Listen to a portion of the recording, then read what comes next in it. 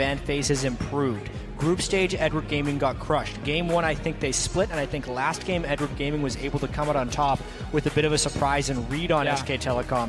Now's the chance for SKT to kind of bounce back in the pick and ban. That's the thing. We talked about how SKT's comp in the last game was just so hard to pull off, because if you didn't get to the carries with Wolf and his ulti on Leona, you couldn't simply take them down. And that didn't work for him. One of the big reasons we saw Wolf had, what was it, 8 deaths last game? Also seeing Easyhoon then try to just pick up the Orianna was also different, not something we thought would have come out of Champion Select. Let's get to the bans now for Game 3, guys. We're already almost to Edward Gaming's final ban. So SKT here trying to put Edward Gaming in a bit of a dilemma here. Do you want to now ban Rek'Sai? Do you want to ban Urgot instead? Whichever is an option for us to first pick. Azir as well is open, and with Cassiopeia being banned away, that is a legit early pick that you can take for someone like Easyhoon in the mid lane. So I feel like there are a few good options for them. Rek'Sai would be the one we would expect if we look before the series even started for Bengi here. Again, it's the #1 jungle pick for him. But now they can control the Maokai. I mean, it's not to be understated how effective Koro was on Maokai. It was 6-1-20 in that last game. Super hyper tank, and they can combo the things that they won with last game. They're putting the emphasis on SKT to then adapt to what EDG just did last game. Seeing as Easyhoon mainly plays these big team fighting mages that sits back, not all in champions, running so much engage, especially guaranteed lockdown with the Maokai and then even a flash tables from an Annie, is going to make it very tough for Easyhoon in the fight, because you know he's going to sit back there, you know he's going to be open for these engages. So Edward Gaming is really drafting against Easyhoon very much. If SKT goes with this, it's something they've played a lot of over in the LCK. It's their mid-game, dragon-focused move speed composition that gets picks. They have been very successful running this team composition. They have. It is a comp though that really requires them to control the early to mid game, because once you go late game, now that you're also running Rek'Sai, not a Nunu to buff up this AD carry, your main damage source is the Sivir, and Maokai is just so good at itemizing against that AD carry and sit in front of him. Sejuani can come in for Clearlove as well, and you still have this double massive front line for Edward Gaming. Can even run Nunu if they want themselves with the Jinx. So SK Telecom are really looking to get early dragons and close out this game. We're talking 35 minutes at max 40 for them. Otherwise, they're really going to run out of damage compared to what EDG is going to be building up here. I was going to say, he blind pick a Cassidy for himself. Is the Nunu the lock-in? Huge upgrade for Jinx there with the Blood Boil as well. They could be crushing down turrets if they get the right map positioning, and EDG shows quite the composition already. Final pick for Pawn here after SKT finalizes. And there are a few reasons for this Nunu pick for EDG. One, of course, you buff up the Jinx. That's fantastic. You can even go Azir as a last pick, who also benefits from the Blood Boil. But the vision control Nunu brings against a composition that has to create picks by catching you out is so big for EDG. And the fact that we're going to be seeing a lot of Dragon contests this game. That's the way that SK Telecom is going to try and snowball this one. I really wonder here what MaRin is going to use as his top lane pick. He is not a Lulu player. That is a mid lane Lulu for Easyhoon. 99% chance right here. And normally SK Telecom wants to run this with a Maokai because it creates picks and can be that big tank lane. A Rumble here does completely change the complexion of this team comp.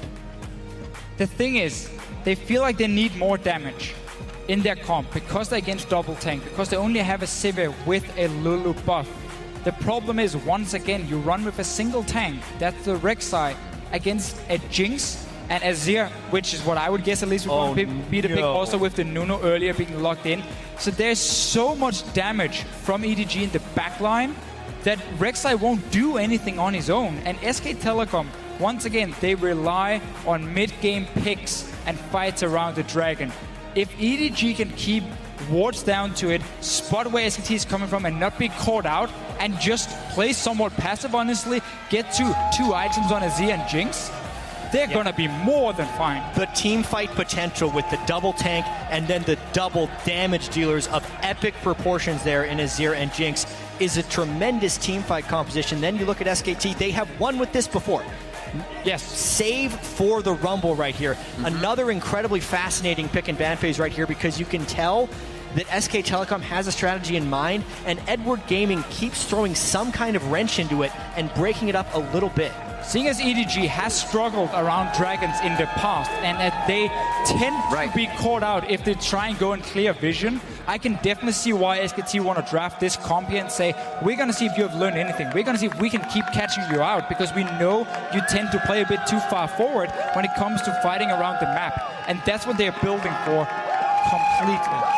Well, we've seen one game go the way of SKT completely in their favor. EDG made SKT walk to the beat of their drum in game 2. A lot of people on social media for that game were wondering why EDG didn't close it out faster. I think they just gate themselves with Barons and then they win the game. It's obviously their prerequisite. You see the coaches shaking hands here as we get ready to enter into game 3. You know the drill as well at home and here at the arena at LOL Esports with either hashtag SKT win or hashtag EDG win. We'll be counting up those votes and sharing the results shortly. As Grandpappy Riv the First would always say, we are on the rift. Right on. Where are you guys? Where'd you go? We're going to start this one off. Let's see what they got for each other. SKT walked themselves into a pretty bad fight last time as EDG was able to meander through the top side of the jungle, get themselves into great positioning. Yeah, the strangest thing about the last invade was that EDG was spotted out completely by a ward, and then SKT decided to go in again. That was also a slightly different lane matchup where Deft didn't necessarily want to be in a 2v2 lane. Jinx and Sivir have an interesting 2v2 matchup here that they're willing to lane against because of the dragon emphasis in this game. Right, so yeah, a few things for SKT here. First of all, Ruby Crystal for MaRin in the top lane. That's what you do if you expect a one-on-one against Maokai and you want a very early haunting guys when you go back, so you can once again start fighting around these early dragons and you can become a bit of a bully in that lane with early magic penetration. At the same time, as you just said here, you want to keep your bottom lane on the bottom side of the map so you have that control around it. What they normally do with Lulu mid is they try and push the wave as often as possible, and then you have Easyhoon who can whimsy himself to start roaming between the lanes and start catching up people with Bengi on this Rek'Sai here, and that's how you start creating picks already from the laning phase. And it's actually EDG going with a lane swap here. I wonder whether or not Clearlove can do enough to contain Bengi in the roam game. That was a late swap back right there for EDG. They showed the defensive lines in the normal place, realized there weren't going to be any lane scouting wards, safely recalled, and then they have come back here. This is going to be revealed as soon as the lane swap happens, but outside of that, SKT is expecting normal lanes right now. You guys were saying very safe with that line of scrimmage in wards right along the river. Now with SKT getting that knowledge at the top lane, I believe they did just see Deft walk out. So because there's no wards for SKT to try and spot what's happening at level 1, and they were most likely expecting standard lanes, they're not sending in Wolf to check the blue buff of EDG, which means Clearlove has been able to start on the weak side. That means the opposite side of where your dual lane is going, and get the blue buff, so they don't risk Wolf suddenly walking in, start harassing them and trying to poke them away and completely take over the bottom side of the map. And what EDG has done before as well is then they place early wards and try and get a Rift Scuttler near this dragon to see if anything is happening. Bengi didn't get it. So Clearlove has managed to get some control on the bottom side of the map. Got the blue buff as well. You can see Bengi moving there because for him to go his own blue buff can be risky now, seeing as there are two members on the top side from EDG that can go down and try and stop him. It was just that entire guessing game that EDG was able to win right there. You expect with the defensive line wards and the anti-Jinx being a pretty good lane 2v2 up against Sivir Thresh to go for that lane swap. It's a strategic move that mainly has the element of surprise, but surprise they did, and now they have a real chance of 3-buffing Bengi. Also have a real chance of getting some of those early kills. Oh, they're stopping. They have the Wolf Spirit, however, and they are seeing. This is dangerous. Like going to get a little bit of pressure from Bengi. Smite fight coming out both. Actually, Bengi's is down here from that Wolf Spirit, as we just saw, so not really a smite fight, but still going to try and pressure their buffs. That Ignite is pulled out of some kill pressure from Meiko's lane. Flashes, however, are being burned, and SKT are again finding themselves quite down in the beginning of the fight. Pawn and Easyhoon going 1v1 here as we just kind of waltz over to the right, and they both have to flash. No, one summoner spell, sorry, on Pawn's side. Easyhoon has to flash. I very much disagree with Koro teleporting into this blue buff here. He had a free lane in the bottom lane, one-on-one against the Sivir. Same level, you can see the wave down here is even, and he'd already picked up 11 CS. sitting there nicely. He joins in to push them away and try and get a first blood. Let's see what happens now, though, because he needs to get something. Otherwise, he's lost a lot from teleporting out of this lane. Yeah, they already had the teleport bird from the Rumble, and now everyone's deciding to party up here. Nobody cares about the bottom lane. All right, we're going to see who can come out of this one better now. It's pretty much making those adaptations mid-game here. We're only 5 minutes in, and we really don't even have lanes just yet. Koro and Pawn still in the mid lane now as he's low on mana. They need to stop these from going right into the turret. Bang is going to try to make that happen immediately, though. And what pressure here coming in from SKT after that jungle invade from EDG. SKT needs to send someone bottom lane because... Immediately. There's a 3-wave stack down there. Yeah, what Bang did was the wave was pushing towards him and he just left it there and roamed to the mid lane because he wanted to see if he can join for some of the action. This also means Koro is losing out on so much farm because all these minions have killed a few waves. Now Bang will return down. I think he only lost maybe 1 or 2 of the melee ones, so he's gonna get most of it and the cannon as well. So he will lose some of the farm. But the main thing for him is because Koro teleported away from this lane, he's not been getting a bigger lead over MaRin, who was stuck up here in the 1v2. Early on, he now has help from the Thresh and he can start picking up some farm. EDG putting so much value on a simple blue buff. Great job pretty much all around. Figured Bang would be down in CS. He picked up enough and still equaled out to Deft farming in the top lane. Still just about even in gold as well. So really a lot of summoners and a whole hoopla for the early part of that game. Yeah. Not to get too much. It ends up being kind of even. Although EDG had the opportunity to pull an experience advantage, they just would have had to give the blue buff over, which would allow Bengi maybe some control over that side of the map. But even so, I'm completely on Officio's side right here. Koro could be so far ahead in this game right now, but instead he is just equal with MaRin and going with that double thorns. But Clearlove will continue to try and do this invading Nunu. They're potentially falling behind her. They've sacrificed a lot of time in order to try and pull off some of these buff invades. The standard Nunu start with the early side stone, and with them pushing the top lane, one of the reasons EDG did it, first of all, they obviously came late into the lane, so they couldn't build up the freeze at first, but it was also to see if they could force SK Telecom to send someone like Wolf up onto the top side and help MaRin. That meant there was no dragon pressure for SKT on the bottom side, so Clearlove has been able to ward it up and keep it warded for the entire early game and make sure no early dragons are going down. But now both top laners picking up quite some farm in these lane swaps here. Wolf is down on the bottom side now. Pawn almost finding himself in a 3-pronged attack from the mid lane, but it looks like they're going to get a rotation towards the top side here. Meiko just on the backside of Deft. Going to force him out of that. They're still going to follow with the stun, the flash, and entry. MaRin overheats at the beginning of the fight and adds some good damage to Deft, but they are going to follow up with a bit of rocket damage here, winning that trade. I almost feel like Meiko thought that Deft still had his chompers. That's the only reason you would flash for CC if you thought you could chain it, but instead he just burns his flash and the rest of the SKT lane walks away and his ignite. So that's a thought burn for not that big of a game. Maybe they try and dive him now. No ignite. Push him off the turret at least. Oh, Meiko grabbed the aggro. MaRin could go down here. Looks like Meiko makes it out alive. Bengi is trying to do what he can to keep that aggro onto Clearlove and in range. And it is not going to be enough. One last caster minion. He is low, but he is not dead until he gets a snowball to the face coming in from Clearlove. Pawn getting towards the top side. Gets himself out alive as he chugs the potion. That dive was so beautiful. EDG knew exactly what they were doing. Meiko tanked the tower at first. Stayed, got the last hit, and then Clearlove eats a minion, so he takes another hit, and he stays there. And that's enough for Deft to get a second hit in onto Bengi, and in the end he goes down to Clearlove. Let's see this again here. This is so well played. Look how they are tanking the tower and they're keeping full control of it. Meiko takes another one before he steps out of the tower. Then you look at Clearlove. He eats a minion, can take another hit. That one hit is enough for Deft to hit Bengi another time, and then Clearlove can finish him.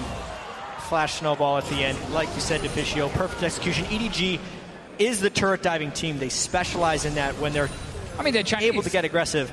They have to tower dive. It's such an accelerated game. That's one of the main things that can create conflict and strategy in those ones. Wow, ultimate burn by MaRin, so now he can't stop the dive. Meiko's Annie is everywhere. Another game. Will they keep focus onto MaRin? The lantern from Wolf. We saw it happening yesterday, and it could really start to thwart EDG's Deft ganks has his here ultimate. He's going to try. Get him out. Is he going to try and snipe? He would have been low enough, but he decides not to. Teleport back to the top lane, so Koro does not miss any of this. Well calculated there. A full wave to him as it comes in on that siege. And we'll have now Bang backing in the top side. With that much gold, he's going to spend it out, get an Avarice. EDG making up for that early teleport here. Koro has now been just sitting and farming in the lane while they went up to dive onto MaRin. He lost a lot of minions on the tower, went down for it as well. First Dragon, EDG has kept control on the bottom side, and they just kept pushing aggressively on the top, trying to pull as many members from SKT up there as often as possible. They are playing this early game very, very well. And SK Telecom needs to show they can react now and adapt to what's going on, because the early start they were supposed to have with this comp is not there.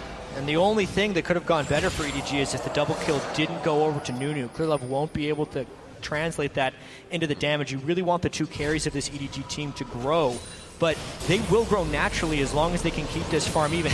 The fact that SK Telecom can now only get their first dragon roughly 16 minutes into the game, that's the whole way that they win the game, is by controlling dragons, especially with this Sivir Lulu synergy, and they are well behind the curve for doing so. The only good thing about these early kills for Clearlove is he can go for like Warmock's armor very early, buff that up with the Cinder Hulk, and he has such a high amount of HP that a Lulu and a Sivir simply cannot take him down. Again, Lulu is going to really start falling off in terms of damage because she's obviously using her shield on the AD carry.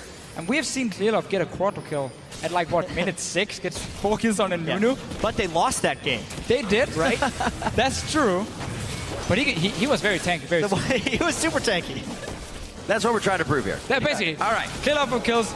He was tanky. He was there you go. Got it. 2-0 as we start this one. Easyhoon gets the blue transfer over as he now tries to give it to Pawn in the mid lane. Not the blue, but the aggression.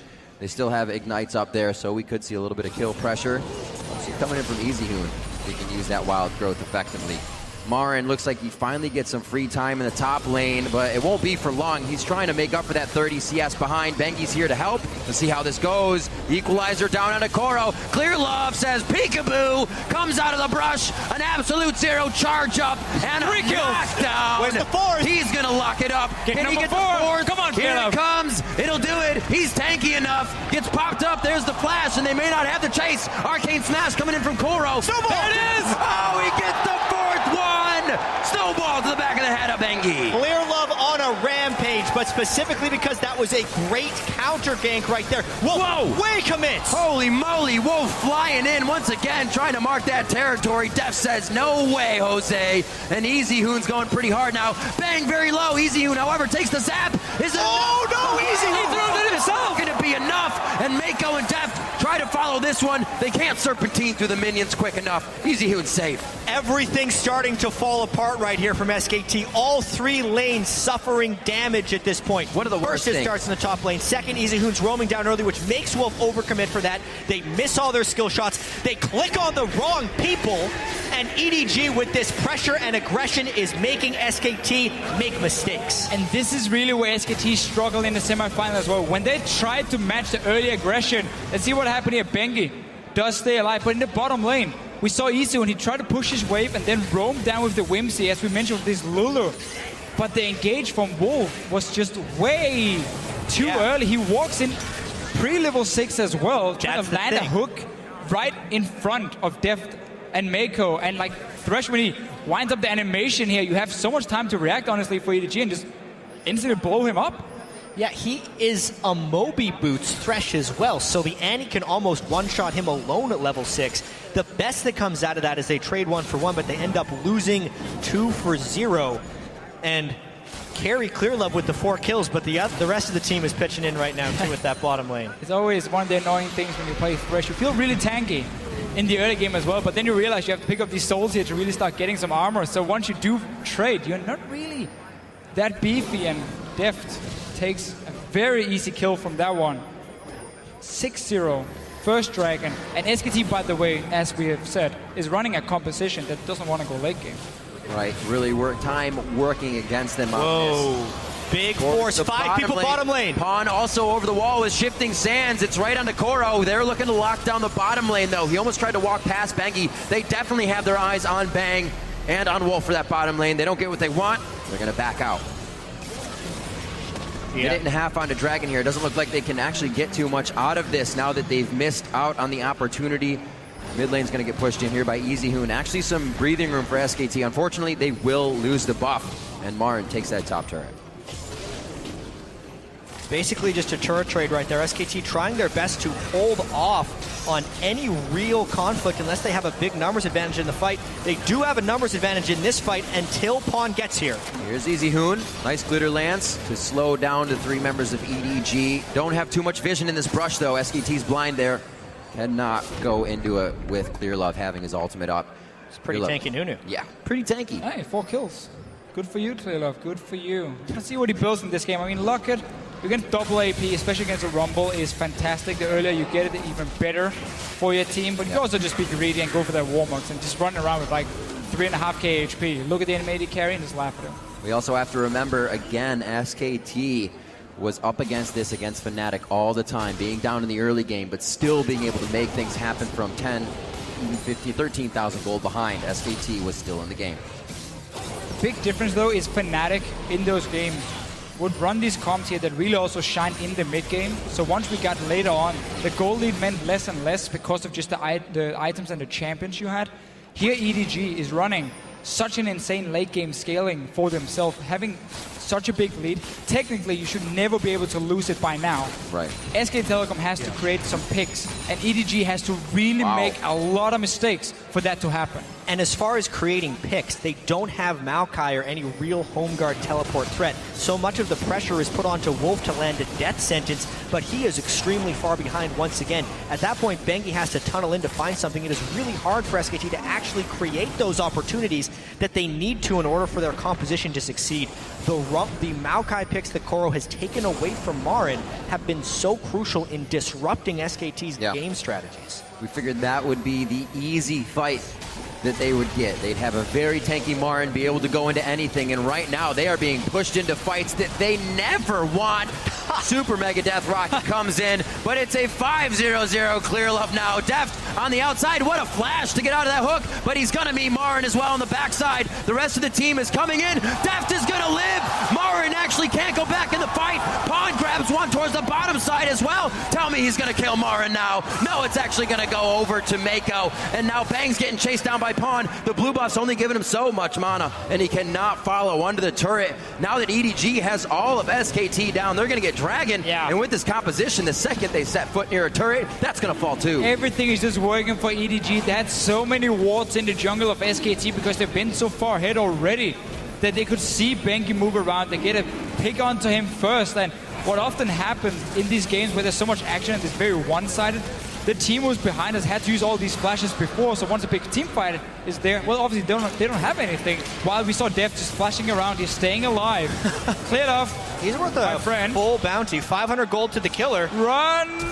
But can they kill him? Ooh, going over to Bang there. Definitely much needed. His first kill of the game, and he's sitting on some scraps right now for recipe. It's also this terrible habit Bang has of going extremely early Avarice Blade when he's behind. He needs immediate combat power because the team is going to force on him. This happened in the Fnatic series as well, where he actually built Avarice Blade as his first item. This one's a little bit better because he does have the pickaxe, and he was able to pick up the 500 gold, but it just allows EDG so much more power early game.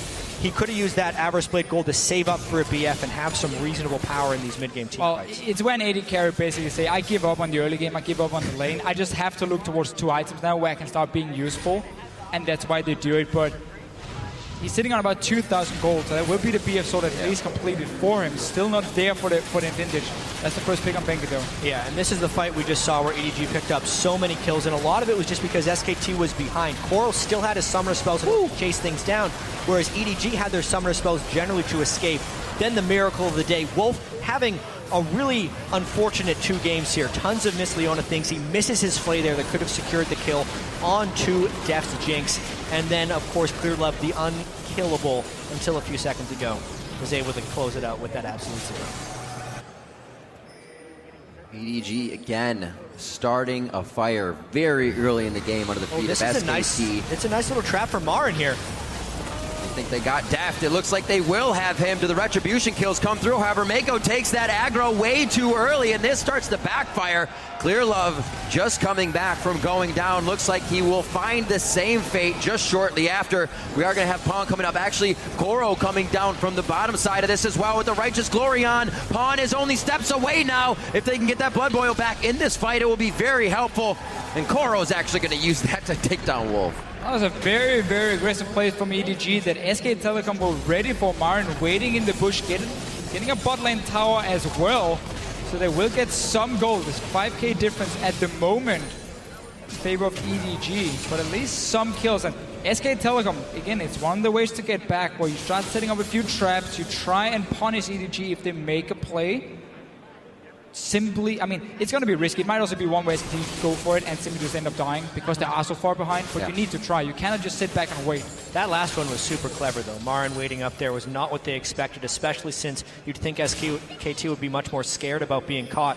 But they're very knowledgeable about what will happen in the very late game, so they're willing and are taking these necessary risks to try and make things happen. By the way, during the long replay, Pawn did kill Wolf once again, only accelerating that Azir into the later game. And we can see with this advantage, EDG warding is now on the up and up again. We talked about it a little bit before. They're already starting to pink and ward up Baron. That side of the map looking like a light bright almost for them. And much security needed to make sure SKT can't come back with a big objective fight. Dragon still some time before it comes up. That's not really going to gate EDG for trying to find more aggressive fights. And MaRin is doing the same again here, where he delays the Hourglass by going for Abyssal Scepter as the first item, or second item after the Haunting Guys. And what he's basically trying to do is have as much damage as possible, I guess, when you try to snipe the backline, and then also to try and avoid some of the poke coming in from an Azir. The problem is, you still only have that Rek'Sai in the front line. You need that Hourglass to be there with him. Clearlove, though, let's see what he can do. A lot of dedication to this fight now that SKT has used that on the hunt. They have, however, have to use that to get out of this fight, as EDG is able to close in way too quick. It's the same again, though. SK Telecom, they keep setting up small traps around the map. This time it was the Baron. EDG, normally, when you're so far ahead, you don't expect the enemy team to sit and wait for you. We'll get surprised a few times. Nobody died this time either. Clearlove, it's very tanky. Yeah, it's potentially about EDG waiting on some Dragon timers, but they've been known to be a little bit impatient, and they have the capability of forcing. SKT staying power in numbers now. We are going to see Wolf back, so they may start to back a little bit themselves. You can see Bang heading towards the bottom side here. A minute on to Dragon. On. Items ahead already. 2 items in inventory. Yeah, it's a little bit ahead. A full death cap over Easyhoon. Just a little Lulu. Just a little bit. And there's really nothing to stop him on the side of SK Telecom. Yeah. They need to basically have Pawn sitting on top of an equalizer while they have him in a death sentence. Wolf continually in trouble. Thought he had enough safety at least with Easyhoon being there. Pawn getting in with the Flash Emperor's Divide to throw Easyhoon right back into the fray. Double kill for Deft. And immediate pings onto the Baron after they're able to get those picks. Pawn flashing for the Emperor's Divide, gets him back right there. Basically just using what's got them here, and now just zoning out the choke points. If anything tries to steal this, it would be Rek'Sai with the Rumble ultimate once again. EDG absolutely on a tear here once again coming into game 3. They have lost no momentum from game 2, and SKT has not found the way to adapt yet. And they finally got to move around the map and not walk into a trap. Saw that SKT adjust position normally, and then they instantly just go down, force a fight on them, get 2 kills, gives the Baron as well. Bang, it's not going to do a whole lot of damage with the Boomerang. Another Dragon for EDG coming up. SKT is around. There's a flash coming in. Gonna have to take the fight. If the fight is right on top of your head, they take down Bengi immediately. And that timer that SKT was looking for has pretty much run out for this composition to turn on. EDG on fire here as they grab Dragon number 3. 15 kills into this game and a 7,000 gold lead. And EDG, aside from just having that great draft phase, in our opinion, because of the late game scaling, it's the way Clearlove played in the early game. There was that interesting moment when Koro tried the teleport for the blue buff at the start of the game, but if anything, that splits and makes sure Bengi can't snowball any of the lanes. Because if we look at these lanes individually with Rumble, Lulu, and Sivir, they're not doing anything without the assistance of Bengi. So when Clearlove shut him down, the rest of EDG could use their skill to take over. Oh, he flashed on the lantern, but he could not get it because everybody also huddled around the campfire. Bang goes down. Wolf, they're just trying to stop EDG from getting any closer here. Throwing a few deterrents, but EDG is not really worried about anything they're facing at this point. The Wolf Spirit's gonna find him out. They easily are able to take down the blue buff here, and this is where we gotta see EDG start putting their foot down. SKT wants to do the same. So tanky. They may find themselves a fight they don't want. MaRin overheats right in the middle of it. Vengeful Maelstrom is just completely stopping hardly any damage from hitting Clearlove. Deft in a bad spot, flashed into the pit by himself there, and he's almost staying alive. It is MaRin that's going to be able to take him down, but SKT has lost 3. Now 4 members in the quadra kill for Pawn. Bang's the only one that's not there.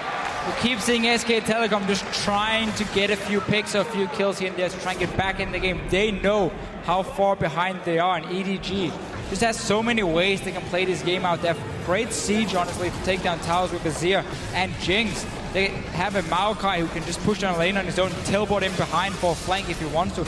There are multiple ways for EDG to play out this game. And at this point, there is just no damage coming out of the SKT team since they've fallen behind. Easyhoon doesn't even have his second major item. Bang did just finish his Infinity Edge, but that's at the point that we're seeing 3,000 health on multiple tanks for the EDG side, not to mention the locket for any equalizer damage that would be coming in to hit the team. Everything going in EDG's favor. This fight once again, Deft actually was staying alive here. You can see what SKT is thinking, because 2 guys from EDG is coming back from the base. So it's only 3 guys for EDG, but they're still so tanky with the Nunu Maokai, and Deft does have good damage already. And once he goes down, well, the next guy just enters with even more damage, honestly, and ends up cleaning house. Clearlove and Koro still staying alive. Koro barely took any damage, just healed most of it up here. So there's simply just no damage coming out of Bang.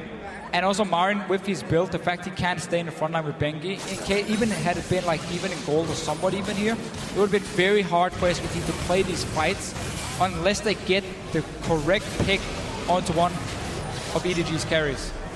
Bengi getting hit up by most of the team of EDG. It looks like Pawn's going to be able to stick with him here. Shifting Sands, able to save. Oh, he goes down. A little bit of a burn there. And Pawn able to get some attacks in as well. Great chase, follow-up, and kills coming from EDG. We saw it with SKT's composition coming in, and they knew it as well. They were on a timer, but it seemed like EDG just had that in their mind. They're going for Deft once again. He's a little bit out of position. Taking control of that advantage. Whoa, Deft goes down very, very early. Trying to reassess the fight. SKT knows that's all that they can get here. We're going to have Bengi in just a few seconds. His teleport is up, but he has no way to get to the fight to help his team. Pawn now probably going to take down Wolf before he can even get onto the stairs of his base. And Clearlove is just 2v1ing, so the rest of the team can still come along with him. He's got the Iron Elixir already on, almost unkillable. And Pawn's able to pick up another one, 8-0-5 on Azir now. They've been able to pick out Deft on a few occasions, but then you can clearly see the rest of EDG coming in for the kill because they just have that massive lead. And what I want to talk about now is whether or not SKT brings in Faker for the next game. Because the way Pawn has been able to play this Azir and Cassiopeia and banning the other champion, Easyhoon's champion pool being stretched here a little bit, maybe they have to play a more accelerated style. Unless Easyhoon is on Cassio or Azir, he has been unable to dominate these games. And they're going to be 1 game away from elimination here. It would remove the LeBlanc ban they've been using. SKT normally ban LeBlanc themselves when they have Easyhoon in there, and then obviously teams ban it against Faker. Right. Typically, we saw Fnatic leave it open yesterday and try and trade certain other picks for it, but that could be one of the changes you want to make. Try and get a bit of a playmaker in there. Easyhoon, though, when it comes to playing these standard mages like Azir and Cassiopeia, should be the better pick, so it might not even be the solution.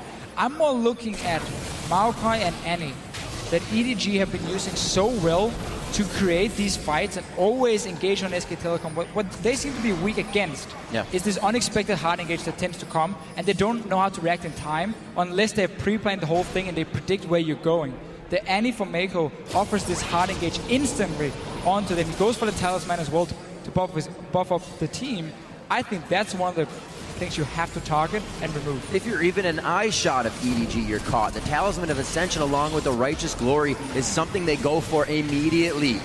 Like you're saying with that Maokai and Annie. Once again, the Talisman of Ascension burned out there. Righteous Glory, if they even need it to keep on the follow. And at Pawn, coming up with another kill as he flashes forward with his soldiers. And they're going to have to get off of that cooker. The red carpet's laid out, but EDG wants none of it. And they're just going to be able to start pushing here. They're fighting in between turrets.